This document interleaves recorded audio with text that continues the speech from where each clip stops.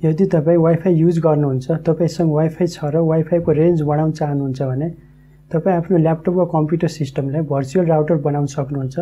आफ्नो ल्यापटपमा wifi hotspot create गर्न सक्नुहुन्छ।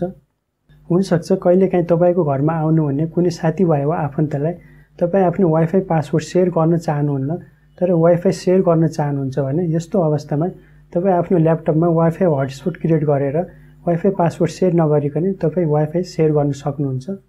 हेलो साथीहरु, स्वागत छ मेरो च्यानलमा। म हुँ मनोज। ल्यापटप वा कम्प्युटर सिस्टममा वाइफाई हटस्पट क्रिएट गर्नको लागि ल्यापटपलाई भर्चुअल राउटर बनाउनको लागि एउटा सफ्टवेयरको जरुरत पर्छ। सफ्टवेयरको नाम हो मार्स वाइफाई। यो सफ्टवेयर केवल विन्डो ओएस को लागि हो। विन्डोको जुनसुकै भर्जन भए पनि हुन्छ, तर अपरेटिङ सिस्टम विन्डो नै हुनुपर्नेछ। सफ्टवेयर डाउनलोड लिंक मैले डिस्क्रिप्सनमा राखिदिएको छु। त्यसमा गएर तपाई सजिलैसँग सफ्टवेयर डाउनलोड गर्न सक्नुहुन्छ। यदि तपाई आफै सर्च गरेर सफ्टवेयर डाउनलोड गर्न चाहनुहुन्छ भने आफ्नो ब्राउजर ओपन गर्नुस्, टाइप गर्नुस् मार्स वाइफाई, इन्टर गर्नुस्। यहाँ Mars wifi free wifi hotspot भन्ने लिंक हुनेछ। यो लिंकमा क्लिक गर्नुस्। फ्री डाउनलोडमा क्लिक गर्नुस्। सफ्टवेयर डाउनलोड गर्नको लागि तपाई फेसबुक वा गुगल प्लसमा लगइन गरेर सफ्टवेयर डाउनलोड गर्न सक्नुहुन्छ। यदि तपाई लगइन गर्न चाहनुहुन्न भने तपाई अल्टरनेटिभ डाउनलोडमा क्लिक गरेर सफ्टवेयर सिधै डाउनलोड गर्न सक्नुहुन्छ। मैले सफ्टवेयर डाउनलोड गरिसकेको छु, फेरि डाउनलोड गर्दैन। तपाई सफ्टवेयर डाउनलोड गर्नुस्। सफ्टवेयर डाउनलोड गरिसकेपछि सफ्टवेयरलाई इन्स्टल गर्नुस्। इन्स्टल गरिसकेपछि सफ्टवेयरको यस्तो डेस्कटप आइकन प्राप्त हुनेछ। यसलाई ओपन गर्नुस्।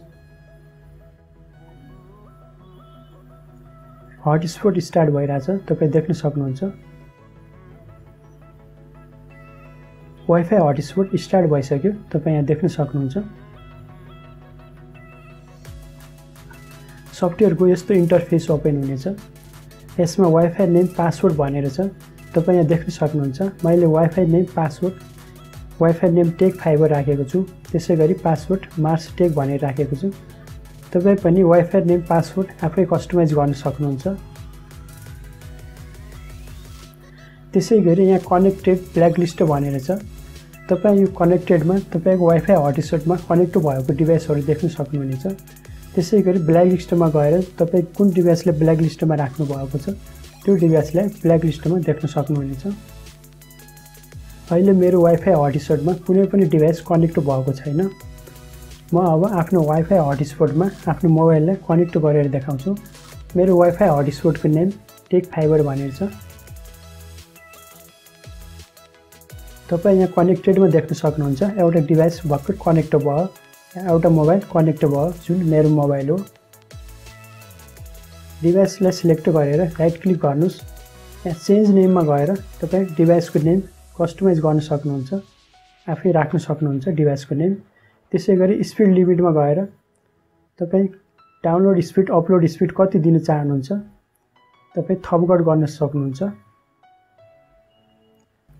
यसरी तपाई पनि मार्स वाइफाई सफ्टवेयरको मद्दतले आफ्नो ल्यापटप वा कम्प्युटर सिस्टममा वाइफाई हटस्पट क्रिएट गर्न सक्नुहुन्छ। आफ्नो ल्यापटपलाई भर्चुअल राउटर बनाएर आफ्नो वाइफाईको रेन्ज बढाउन सक्नुहुन्छ।